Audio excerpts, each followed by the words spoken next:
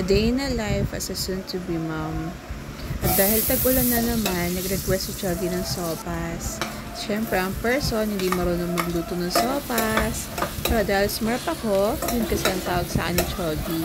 Wala akong hindi kayang lutuin. Cherise. Disclaimer lang guys, hindi po professional chef. So please don't judge my luto. Bit nga ako dyan ng butter kasi masarap yung panggisa at panglasa na rin sa soup. Saka ko nilagay ang bawang, tapos pag medyo luto na, nilagay ko na din ang sibuyas. Then dinagdagan ko ulit ng butter, nakukulangan pa kasi ako.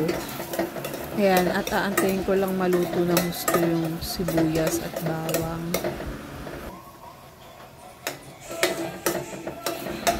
Saka ko nilagay yung bacon. Yung pala yung ginamit kong karne, wala kasing chicken. Saka ko binisa muna hanggang sa maging brown na yung bacon.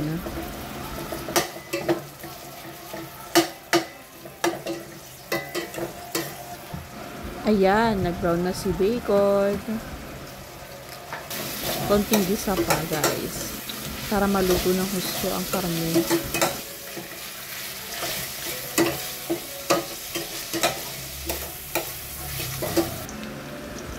Saka ko nilagay na yung ham. Pampanggasgas pala yung ginamit ko dyan.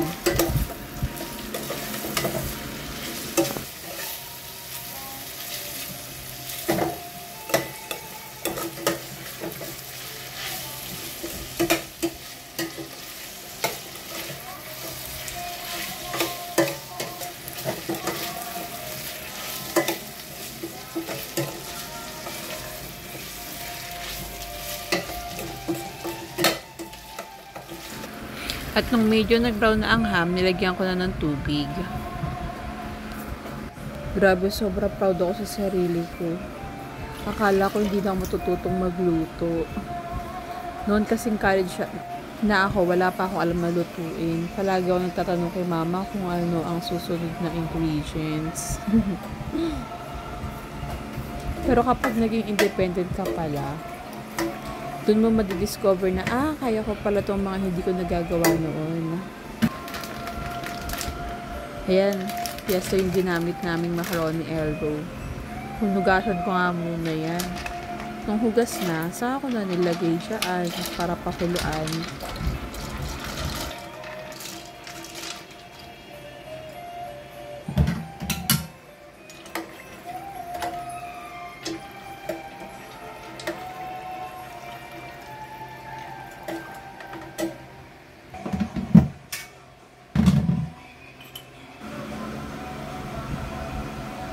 Ayan, tinatansya ko pa yung paglagay ng asigan. Baka kasi biglang umalat. Pero nung tinitikman ko lang kanina, sobrang tabang. Natatabangan pa ako. Anyways, first time ko magluto ng sopas. Kaya maingat ako sa paglagay ng mga seasoning. Mahirap na, baka umalat.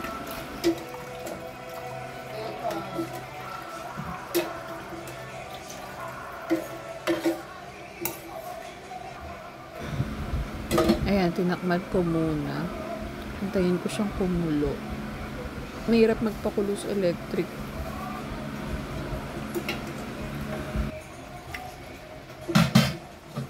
Ganda ng background music ko, no? Anime. Si Choggy kasi naka-live sa TikTok habang nag-MF. Tapos yun yung background music niya, anime. So, ginawa ko na rin background music.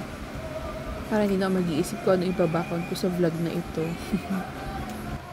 Ayan, ilagay ko na nga yung hotdog. Tender juicy yung ginamit kong hotdog dyan. Kasi masarap yun. Saka ko sinunod na yung carrots.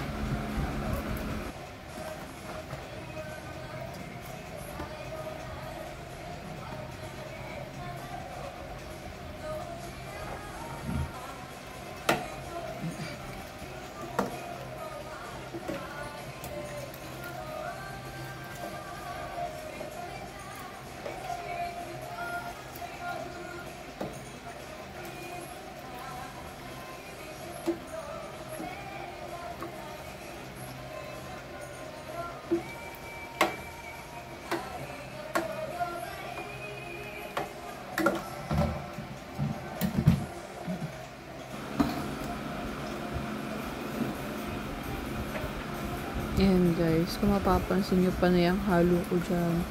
Ano kasi, inisip ko baka mamaya dumikit yung macaroni sa ilalim ng kaldero. Kaya halo ko ng halo. Pasensya naman. First time ko magluto ng sopas, diba?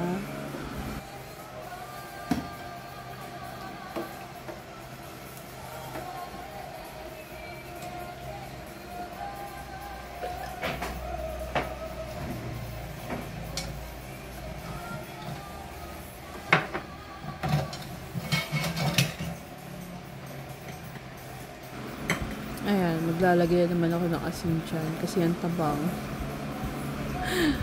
Hindi ko alam kung ano yung kulang, bakit ang tabang niya, no? Bukod dun sa evaporada. Ayan, at medyo kumukulo na siya. Tingnan ko nga kung matigas na yung, ay malambot na yung elbow dyan. Kasi pag malambot na, ilalagay ko na yung repolyo.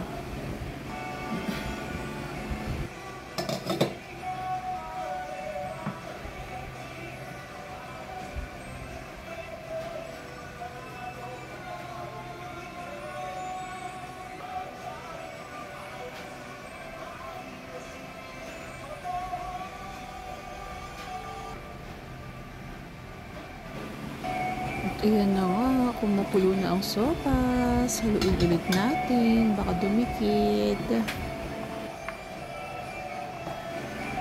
Ayan, at kumuha ulit ako ng isang macaroni elbow kung malambot na siya. Medyo malambot na siya, guys. At dahil medyo malambot na ang macaroni natin, nilagay ko na siya ang repolyo. Sobrang dami pala ng 400 grams na macaroni. Umapaw tuloy. Hindi ko alam gagawin ko dyan. Pati yung gatas na ebap hindi na kasya kasi punong-puno na. Ayan, at inilagay ko na nga ang isang malaking lata ng evaporada. Nakikita nyo unti-unting umaapaw yan. Kasi hindi ganun kalakihan yung kaldero namin. Kaya sobrang ingat-ingat talaga ako naghahalo dyan.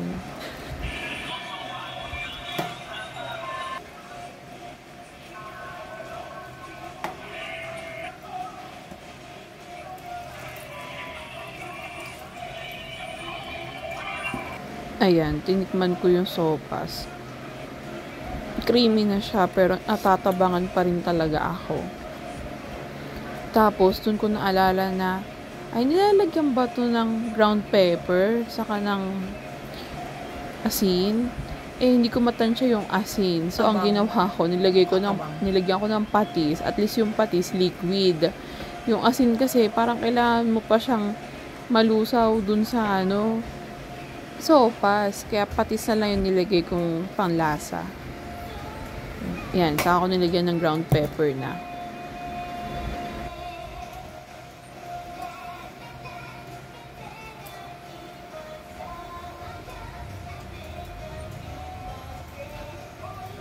Dahil sobrang punong-puno na siya, nilipat ko sa electric cooker, yung binili ko sa Simplas. Maliit lang kasi yung kaldero. Tapos, baka umapaw ng gusto. Pwede bang bumili medyo ka ulit ng matabang isa pang evaporada? Yung lasa ng sopas, kaya nagpabili pa ako ng isa pang evaporada kay Chogi. Tututo ka na, Inday. Sobrang proud na ako sa sarili ko dyan. Grabe na. Good job, self. Nairaos ko yung sopas. Babang eh. I love myself. Panay nga tikim ko dyan kasi naman natatabangan pa nga ako sa lasa ng sopas. Hindi ko alam kung saan ako magkukulang. Ayaw pa nga maniwala ni Chogi. Yung matabang sa akin, sa kanya okay na. Tabang! Ay, sobra na OA ni Kuya. Uy, diabetic, wala itong asukal. Evaporada yung Chogi, hindi condense, gatas nga ito eh. Milk lang kaya ang evaporada. Condense ang matamis. May tamis pa rin ba yun, guys? Ayaw niya kasi akong kumain ng mga matamis kasi nga baka magkaroon ako ng gestational diabetes. Panitansya nga ako ng seasoning dyan kasi baka kumalat. Ayan, naglagay ulit ako ng paminta. Parang kulang pa kasi yung paminta.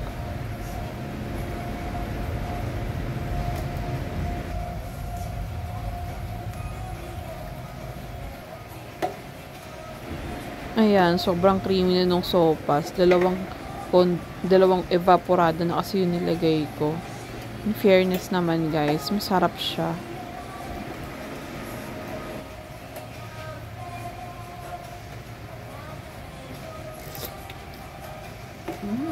Sopas na.